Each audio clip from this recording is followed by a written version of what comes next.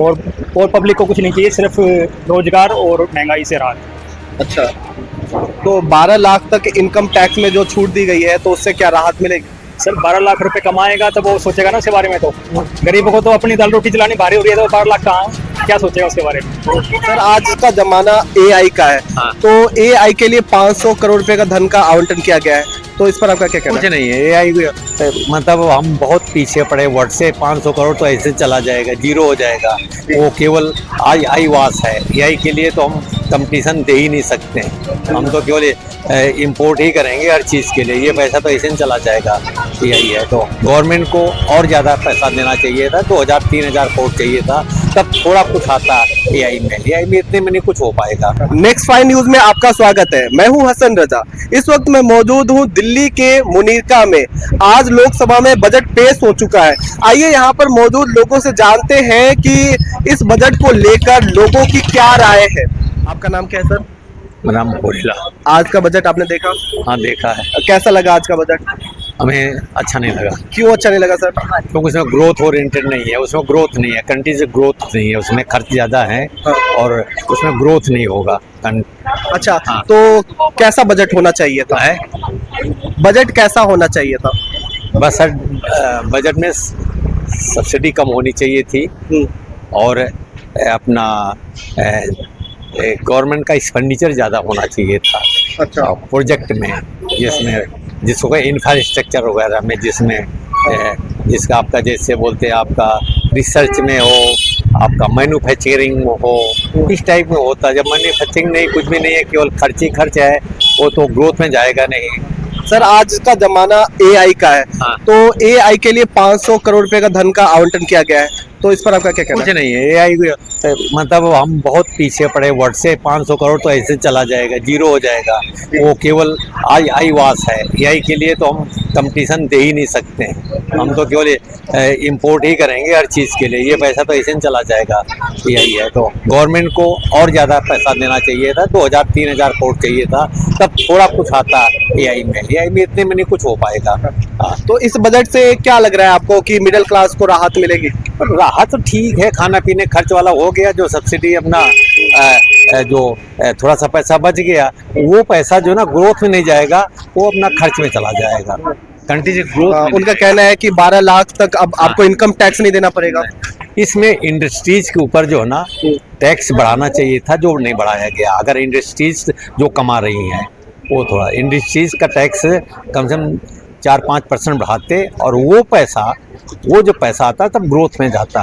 ये तो जो इसमें भी दिया गया है ना बजट, जैसे 12 लाख के ऊपर जाएगा, तो इसमें जो नहीं देते थे नॉर्मली गवर्नमेंट सर्वेंट जिसको कहिए चौकीदार भी जो है ना गवर्नमेंट का, वो भी 12 लाख के ऊपर है। 12 लाख के 1 रुपया जहाँ हुआ ना तो उसको ये कुछ बेनिफिट नहीं मिलेगा। तो ये आईवास है। फिर वही स्लैब जो आई है ना नीचे 4 से 8, 8 से 12 वही शुरू हो जाएंगे। कहानी प्रॉब्लम यहाँ आती है कि एक मतलब जो ना मोस्टली 12 लाख से ऊपर पहुँच जाते हैं। जो स्टेबलाइज कंपनी में लोग हैं ना तो 12 लाख से ऊपर पहुँच जाते हैं, तो फायदा कहाँ मिला। सर आपका नाम क्या है? मेरा नाम सैफ है। अभी बजट में सरकार ने बड़ी घोषणा की है और कहा है कि 36 तरह की कैंसर से जुड़ी दवाओं पर टैक्स में छूट दिया जाएगा, तो इस कदम को आप कैसे देखते हैं? टैक्स में छूट से है कि फ़ायदा तो है पब्लिक को, ऐसी बात नहीं कि फ़ायदा नहीं होगा। क्योंकि टैक्स कम होगा तो जाहिर सी बात है प्राइस कम होगा और कस्टमर यानी कि पेशेंट्स को कम प्राइस पे करना होगा, तो कोई भी इसको जल्दी अवेल कर सकता है, ले सकता है और बेहतर है। आपका नाम क्या है सर? मेरा नाम राजेश दद्दाबास है। सरकार को बजट में किस सेक्टर पे ज़्यादा ध्यान देना चाहिए था? रोजगार और महंगाई, ये दो बेसिक पब्लिक से रिलेटेड बेसिक रूट है जो पब्लिक से संबंधित है। और पब्लिक को कुछ नहीं चाहिए, सिर्फ रोजगार और महंगाई से राहत। अच्छा, तो 12 लाख तक इनकम टैक्स में जो छूट दी गई है तो उससे क्या राहत मिलेगी? सर 12 लाख रुपए कमाएगा तो वो सोचेगा ना उसके बारे में। तो गरीबों को तो अपनी दाल रोटी चलानी भारी हो रही है, तो 12 लाख कहाँ, क्या सोचेगा उसके बारे में। रोहित नाम है मेरा। सरकार ने इलेक्ट्रॉनिक प्रोडक्ट्स पर छूट दी है, टैक्स में राहत दी है, तो इस कदम को आप कैसे देखते हैं?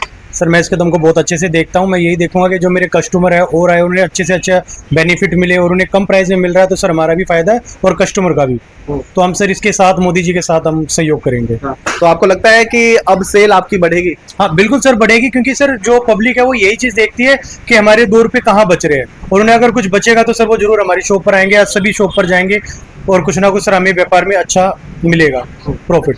आपका नाम क्या है सर? मेरा नाम दीपेंद्र। सरकार ने जो कदम उठाया है कि 36 तरह की कैंसर की दवाओं पर टैक्स में छूट दिया है, तो इससे क्या प्रभाव पड़ेगा? देखिए, टैक्स में जब छूट मिले हैं तो सरकार ने बहुत अच्छा काम किया है और पब्लिक को भी अच्छे मिलेंगे। जो रेट कम हो जाएंगे तो अच्छा उनको सुविधा मिलेगा। आपका नाम क्या है सर? संतोष। आपको ये कदम कैसा लगा? ये बहुत अच्छा कदम है, क्योंकि जैसे कोई जनरल आम आदमी है वो एफर्ड नहीं कर पाता इतना महंगा कॉस्टली मेडिसिन, तो ये कम किया है, रेट कोटेड किया है, तो बहुत अच्छा किया है, ताकि जो जनरल है, जनरल लो वर्ग के आदमी उसको भी खरीद पाए, प्राइवेट से खरीदे सरकारी से, लेकिन ठीक है। अब 12 लाख तक के इनकम वालों को टैक्स नहीं देना पड़ेगा, इनकम टैक्स नहीं देना पड़ेगा, तो इस कदम को आप कैसे देख रहे हैं? बहुत अच्छा है, बहुत अच्छा है।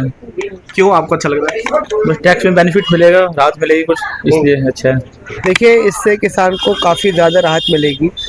पहले किसान को 3 लाख का उधार मिलता था, अब उसको 5 लाख मिलेंगे, जिसके कारण वो अधिक क्षमता से काम कर सकेगा और अच्छी बात है, ये किसान के लिए काफ़ी बड़ी राहत है। और इसके साथ ही बात करें एमएसपी की, तो एमएसपी से रिलेटेड कोई घोषणा नहीं की गई है।